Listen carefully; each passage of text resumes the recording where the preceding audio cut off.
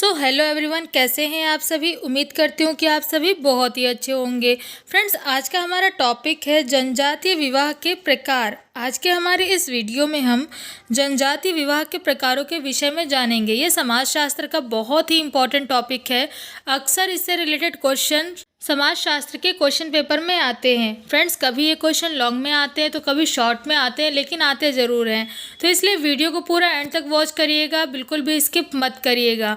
Video अगर पसंद आए तो वीडियो को लाइक और ज़्यादा से ज़्यादा लोगों के साथ शेयर ज़रूर करिएगा, जिससे कि ये वीडियो ज़्यादा से ज़्यादा लोगों तक पहुंच सके। फ्रेंड्स, अगर आप चैनल पर नए हैं और आपने अभी तक चैनल को सब्सक्राइब नहीं किया है तो प्लीज़ चैनल को सपोर्ट करने के लिए चैनल को सब्सक्राइब करके बेल आइकन को ऑल प्लेट कर दीजिएगा, जिससे कि आपको मेरी लेटेस्ट वीडियोज़ की अपडेट्स मिल सके। तो फ्रेंड्स, चलिए बिना किसी देरी के बढ़ते हैं वीडियो की ओर और जानते हैं जनजातीय विवाह के प्रकारों के विषय में।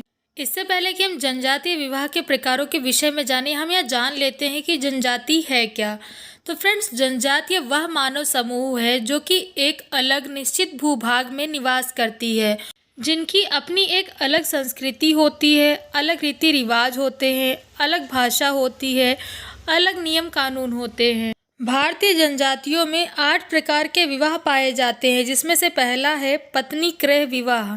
इसमें कन्या को पत्नी के रूप में प्राप्त करने के लिए वर पक्ष को कन्या का मूल्य चुकाना पड़ता है। कन्या का मूल्य चुकाने के पश्चात ही कन्या पक्ष वर के साथ कन्या का विवाह कराता है। पत्नी क्रय विवाह भारत की अधिकतर जनजातियों में पाया जाता है। विवाह का दूसरा प्रकार है विनिमय विवाह।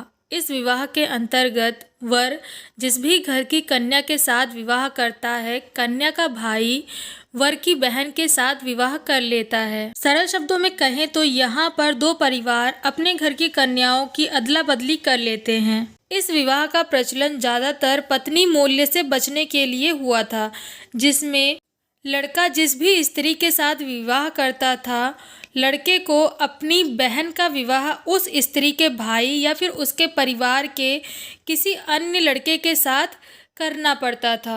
भारत की अनेकों जनजातियां ऐसी हैं जिसमें इस तरह का विवाह पाया जाता है, जहां पर कन्याओं की अदला बदली की जाती है।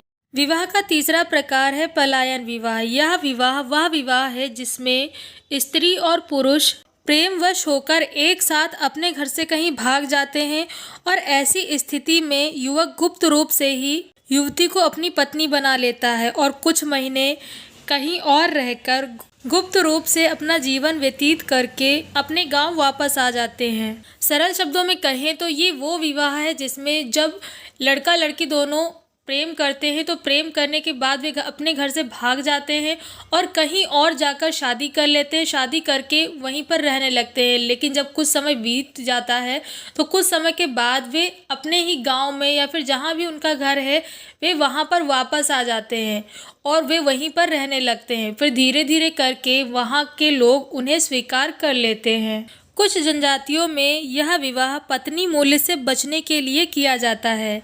बिहार की कई जनजातियों में इसे राजी खुशी विवाह के नाम से भी जाना जाता है। पलायन विवाह की ये जो प्रथा है, ये हिंदू धर्म शास्त्रों में बताए गए गंधर्व विवाह के समान ही है। विवाह का चौथा प्रकार है अपहरण विवाह। इस विवाह का तात्पर्य उस विवाह से है जिसमें एक पुरुष दूसरे समूह की स्त्री को बलपूर्वक छीनकर उसे अपनी पत्नी बना लेता है और फिर समाज द्वारा दोनों को विवाहित मान लिया जाता है। सरल शब्दों में कहें तो ये वो विवाह है जिसमें एक पुरुष जिस भी स्त्री को पसंद करता है उसे बलपूर्वक अपने साथ ले जाता है और उसके साथ विवाह कर लेता है।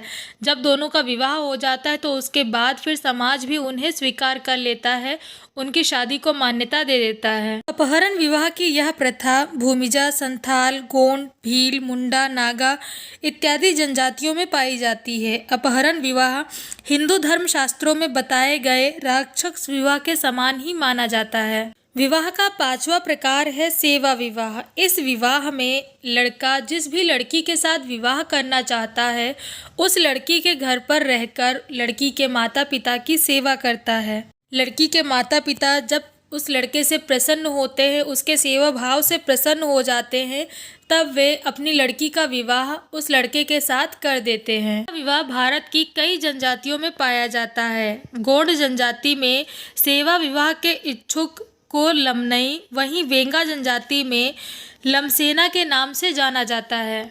विवाह का छठा प्रकार है परीक्षा विवाह। परीक्षा विवाह वह विवाह है जिसमें लड़के के बाहुबल और उसकी चतुराई की परीक्षा ली जाती है। जब लड़के को अपनी परीक्षा में सफलता मिलती है तभी लड़की का विवाह लड़के के साथ करवाया जाता है। भील जनजाति, जिसमें व्यक्ति के शारीरिक बल को बहुत ही ज़्यादा महत्व दिया जाता है, वहाँ पर इस विवाह का बहुत ही अधिक प्रचलन है। विवाह का सातवां प्रकार है परिवीक्षा विवाह। इस विवाह में एक लड़का जिस भी लड़की के साथ विवाह करना चाहता है वह लड़का उस लड़की के घर में जाकर कुछ दिनों तक रहता है, जहाँ पर लड़की के माता पिता लड़के को लड़की से मिलने जुलने की पूरी स्वतंत्रता देते हैं और कुछ दिनों के बाद जब लड़की के साथ रहने से लड़के को इस बात का पता चल जाता है कि लड़की का स्वभाव उससे मिलता जुलता है, तब लड़की के घर वाले उस लड़के के साथ अपनी लड़की का विवाह कर देते हैं। विवाह का आठवां प्रकार है पठौनी विवाह। यह विवाह पूरी तरह से जनजातीय विधि विधान के साथ संपन्न किया जाता है। इसमें अंतर केवल इतना होता है कि यहाँ पर लड़की की बारात लड़के के घर जाती है, क्योंकि यहाँ पर लड़की को लड़के के कुल देवताओं को स्वीकार करना होता है। यह रस्म केवल और केवल लड़के के घर में स्थित उसके कुल देवता के सामने ही संपन्न हो सकती है। इसलिए लड़की अपनी बारात लेकर लड़के के घर जाती है, जहाँ पर लड़की वर पक्ष के कुल देवता को स्वीकार करती है। लड़के के घर में मंडप के नीचे दोनों की भंवरें पड़ती हैं। विवाह की सभी रस्में पूरी होने के बाद लड़की दूल्हे को विवाह कराकर अपने घर ले जाती है। इस प्रकार के विवाह का प्रचलन ज़्यादातर गौड़ समुदाय में पाया जाता है। तो फ्रेंड्स, उम्मीद करती हूँ कि वीडियो में दी गई जानकारी आपको पसंद आई होगी। वीडियो में दी गई जानकारी कैसी लगी कमेंट करके ज़रूर बताएं। वीडियो अगर पसंद आया हो तो वीडियो को लाइक और ज़्यादा से ज़्यादा लोगों के साथ शेयर ज़रूर करें, जिससे कि ये वीडियो ज़्यादा से ज़्यादा लोगों तक पहुँच सके।